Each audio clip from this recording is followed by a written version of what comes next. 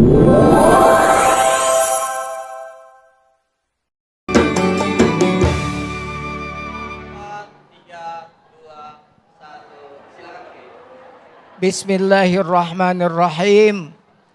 Assalamualaikum warahmatullahi wabarakatuh.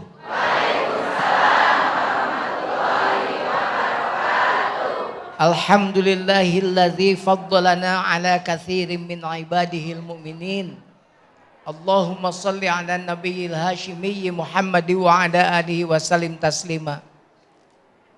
Adinda Ustaz Ridho Febri, Adinda, saya mah tua.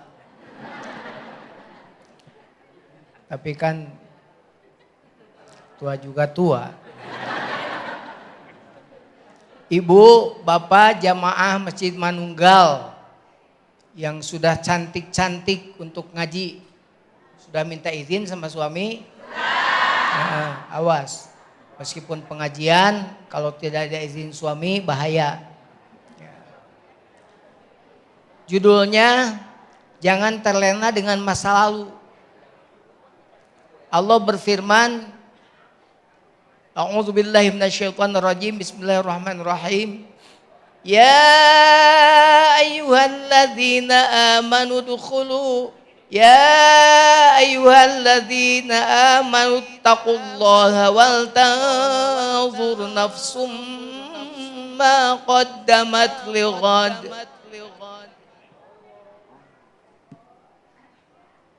Kata Allah, hendaklah di antara kalian melihat masa lalu untuk masa yang akan datang.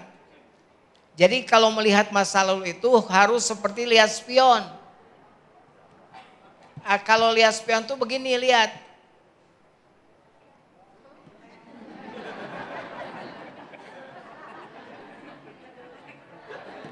Begitu.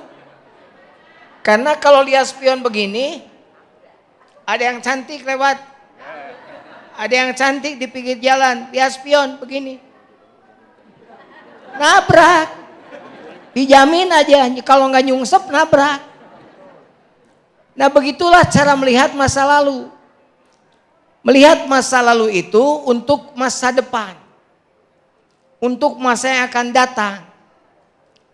Berarti masa lalu itu bukan untuk ditangisi, disesali.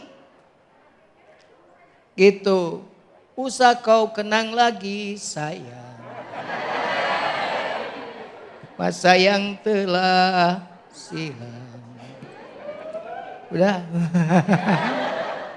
Bukan penyanyi. Nah begitu. Harus bagaimana? Satu, melihat masa lalu dijadikan sebagai muhasabah diri. Muhasabah yang tadi Ustaz Febri katakan, Ustaz Ridho Febri tadi katakan, mata ini banyak melihat yang baik apa yang jelek. Di pengajian aja banyak melihat tangan orang pakai emas baru, yang punya emasnya, yang punya emas barunya begini juga. Maaf saya pilek katanya. Padahal bukan pilek, begini. Pamer, sholawat begini. Tola'al badru alaina. Naudzubillah. Ya. Mata, mulut banyak bohong gak? Contoh, ibu suka nyuci celana suami? Kalau nemu duit suka ngomong gak?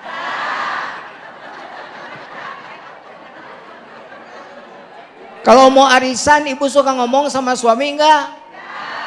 Ya. Minta ini mau arisan, mama belum bayar arisan, suka? Ya. Kalau dapat arisannya ngomong enggak? Ya, begitu. Dah saya mah nanya karena sudah tahu jawabannya. Gitu. Jadi muhasabah, ngitung diri. Hasibu anfusakum qabla an tuhasabu. Hitung dulu dirimu oleh dirimu sebelum dihitung nanti amal kamu di hadapan Allah. Ngitung, banyak dosa, banyak maksiat, banyak taat. Banyak orang tidak mengaku banyak maksiat. Bahkan bersombong tadi, banyak mengaku banyak taat.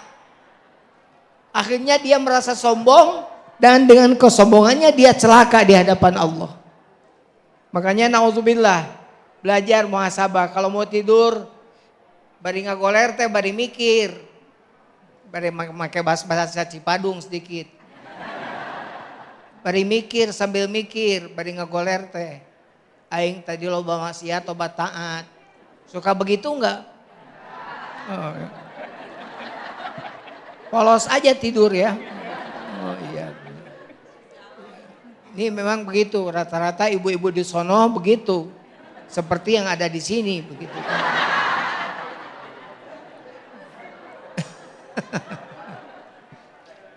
Nah, kalau sudah muhasabah, terus apa? Niatkan yang kuat.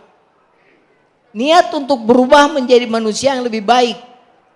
Hari ini lebih baik daripada hari kemarin. Esok lebih elok, lusa lebih cerah, masa mendatang lebih cemerlang. Begitu. Yen satu seetik tah. Esok lebih elok, lusa lebih cerah, masa mendatang lebih cemerlang. Iya, menang mikir tah. Gitu.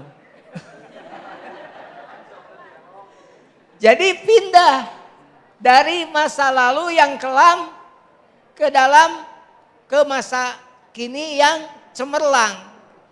Niatkan, niat yang kuat, tekad. Innamal a'malu binniyat wa innamal likulli imri'in ma nawa. Niat yang kuat, penting niat itu. Ya. Setelah niat apa? Cari lingkungan yang baik. Awas, kalau biasa ngahiji yang nu tukang ngomongkeun batur, biasa bergaul dengan orang yang suka ngomongin orang, jauhi, tinggalkan. Cari orang-orang yang baik. La tangfaul jarba'u qurba salimah walakinnas salimata tujrabu. Kalau orang yang sehat bareng-bareng dengan orang kudisan, bukan orang kudisan ikut sehat, tapi yang sehat ikut kudisan. Awas, ini serius nih. Ada orang ikut dengan orang lain berempat, yang tiga diam, yang satu mabok. Cuma ikut ngumpul saja, tidak ikut mabok yang tiga itu. Datang polisi, diamankan.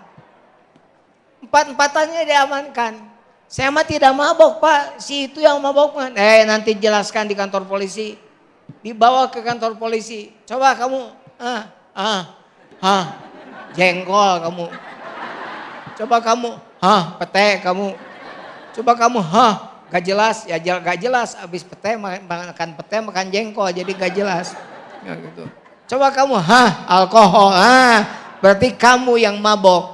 Yang satu diamankan, yang tiga dipulangkan. Tapi minimal yang tiga orang itu diamankan dulu bersama dengan yang satu. Gitu. Tapi bareng dengan orang yang soleh, ke bawah soleh. Ini mah cerita serius, ini mah bukan dongeng. Dulu saya lagi tidur, dibangunkan oleh istri saya. Tidur siang. Ya bangun.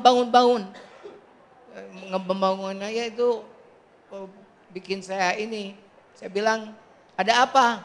Ada perampok katanya. Masa perampok jam 2 siang gitu kan.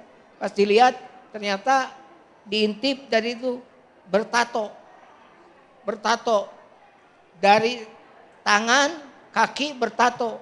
Tinggi besar. Saya baca-baca dulu. Di siang memongan ngamuk ke jahan beta. Saya baca dulu doa-doa. Ya jurus-jurus siapkan. Dulu lagi jurus kunyuk melempar buah. Saya buka, saya tunjuk langsung, siapa? Kenapa? Karena saya kan, jangan ngomong begitu. Karena saya kurang tinggi begitu, pendek. Orang pendek mah bahagia, otak dengan hatinya dekat. orang pendek. Siapa? Digituin malah cium tangan. Saya santri Bapak, saya nggak punya santri. Begitu santri saya di pondok ada 1.500 orang, tidak ada yang bertato. Saya bilang santri di mana? Maaf, di Sukamiskin bawah katanya. Oh ternyata di LP Sukamiskin dulu zaman bukan tipikor. Nah, akhirnya saya kasih batik bekas, batik baru karena ada yang ngasih batik tapi tidak itu. Kemudian dikasih ke dia, Pak cukup. Gitu kan, ada penggemar yang tahu yang tidak tahu saya ngasih batik tapi nyarekan ke saya koplok gitu kan. Begitu ya.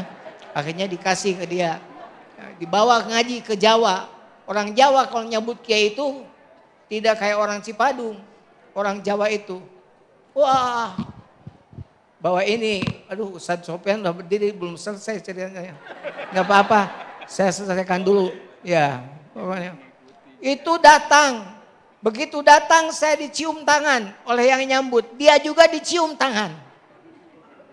Padahal badannya bertato. Waktu saya ceramah di panggung, saya ceramah dia makan. Wah ngopi we. Saya mah ceramah. Kenapa dia dihargai waktu itu? Dicium juga tangannya. Karena bareng dengan saya. Disebut kiai juga, minimal santrinya, padahal preman. Nah begitu makanya kumpul dengan orang-orang yang soleh agar kita menjadi orang-orang yang melupakan masa lalu, merubah masa lalu menjadi masa yang lebih baik karena kita juga mengubah kehidupan kita, lingkungan kita menjadi lebih baik. Itu aja, terima kasih sementara. Baik, Masya Allah, terima kasih Kiai Haji Jujun Junaidi yang telah memberikan tausiah di segmen kedua. Satu kisah, satu cerita yang sangat menginspirasi mudah-mudahan kita semua untuk memudahkan, menjadi motivasi untuk kita semuanya berubah lebih baik. Karena tema pada siang hari ini berkaitan masih dekat sekali dengan 1 Muharram 1448 Hijriah yang baru saja kita peringati untuk berhijrah lebih baik. Namun ketika kita berhijrah ada saja godaan ataupun untuk yang menghalangi kita untuk lebih baik lagi. Nah ini menjadi pertanyaan yang menarik atau pembahasan yang menarik dalam segmentasi tanya jawab nanti kepada para jamaah disiapkan pertanyaan-pertanyaan terbaiknya. Namun sebelumnya guru kita Ustadz Ridho Febri sudah bersiap-siap untuk berbagi berkah bersama Luwak Tarik Malaka.